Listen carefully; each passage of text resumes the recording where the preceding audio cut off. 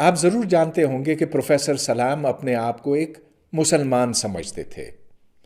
ان کا تعلق جماعت احمدیہ کے ساتھ تھا اور سن 74 تک قانوناً وہ پاکستان میں مسلمان بھی مانے جاتے تھے، لیکن پھر پارلیمان کے فیصلے کے نتیجے میں ان کو اور ان کی جماعت کو اسلام سے خارج کر دیا گیا۔ لیکن ان کی سوچ پر کوئی فرق نہیں پڑا اور وہ یہ کہتے رہے کہ قرآن شریف سائنس کی طرف دعوت دیتا ہے۔ اللہ تعالیٰ نے قرآن کریم میں 750 آیات نازل فرمائی ہیں سائنس کے بارے میں۔ بہت خوب۔ 250 آیات قرآن کریم کی لیجسلیٹو ہیں، 750 سائنس کے بارے میں، جس میں سائنس کائنات کے مختلف مظاہر پہ اللہ تعالیٰ کے مظاہر سائنس کے ذریعے جن جن چیزوں سے ہوتے ہیں ان کا ذکر ہے۔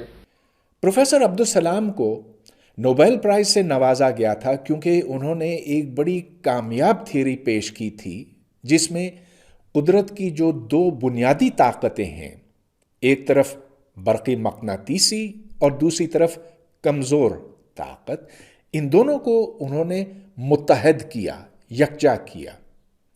ان کا یہ کہنا ہے کہ وہ اس عمل کی طرف اس لیے گئے، اس کھوج میں وہ اس لیے لگے کہ یہ قرآن شریف کی تلقین تھی اور وحدت اور توحید کی تلاش میں وہ اس سمت نکلے۔ I would never have started to work on this subject if I was not a Muslim, if I had not believed in Tawheed. If you are a particle physicist, you would like to have just one fundamental force and not four. That's the real unity between the forces.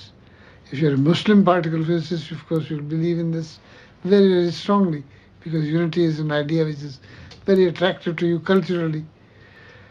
But if you are not a Muslim fundamental for particle physicists, then you may or may not believe this. This was the reason why we have scored over others in that sense. ایک اور interview میں وہ یہ کہتے ہیں کہ quark اور electron سے بھی باریک اور بنیادی ذرات ہو سکتے ہیں، اور وہ ان کی تلاش میں اس لیے نکلے کہ قرآن شریف نے اس کی طرف بھی اشارہ کیا ہے۔ That the present thinking is that the quarks and the electrons, which we now believe to be the fundamental particles, are not fundamental objects. There are things called pre-quarks or pre-quarks. And there again, we would like to have just one kind of stuff, not 18 quarks and 4 electron-like objects. We would just like to have one stuff. And then that stuff should be similar, should have the same properties as the force and matter. But why? Why we are so fascinated by this oneness? For my case, it's clear. It's the wahda, which comes from my wahdat fil Islam.